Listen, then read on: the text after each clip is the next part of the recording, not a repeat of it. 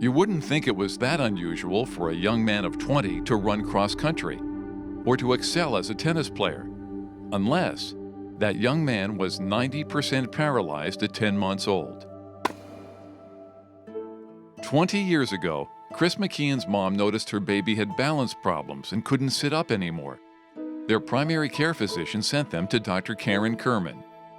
I was so worried about Chris and, concerned for his life that I asked his mother to take him immediately to Hasbro Children's Hospital.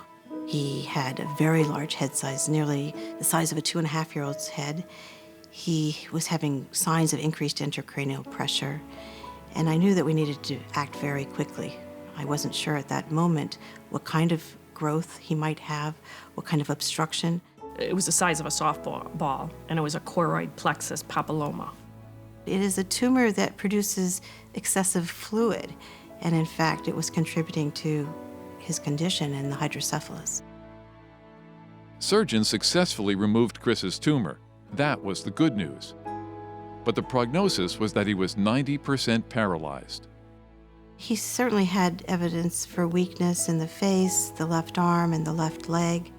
We were worried about his ability to use that side and knew that we needed to be very aggressive with our therapy. Over the course of his 20 years, Chris endured 14 years of physical therapy, 14 years of occupational therapy, and 8 years of speech therapy.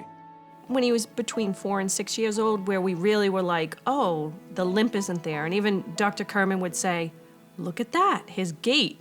He was moving his legs a little bit better. In spite of his challenges, Chris seemed to have an innate spirit and willpower that allowed him to grow and thrive from childhood through adolescence. I surprise myself every day by what I do. I mean, if you told me 4 years ago I'd be playing two sports in college, doing everything else I'd be doing, I would have said you're crazy. My senior year in high school, I was 17-0. My team was 17-0, and we won the state championship. I'm a member of the Mitchell College cross-country team.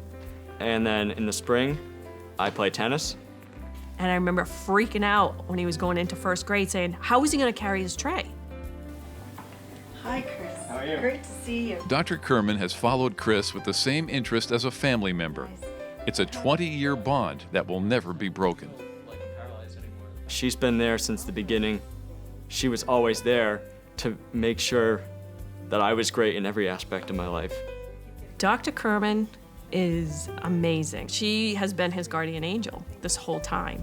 This is when I might get a little teary-eyed when I think of Dr. Kerman. But she is, she just doesn't look at the patient, she looks at the family as a whole. As one of Chris's caregivers, I feel very honored and very lucky to have been able to follow him for 20 years.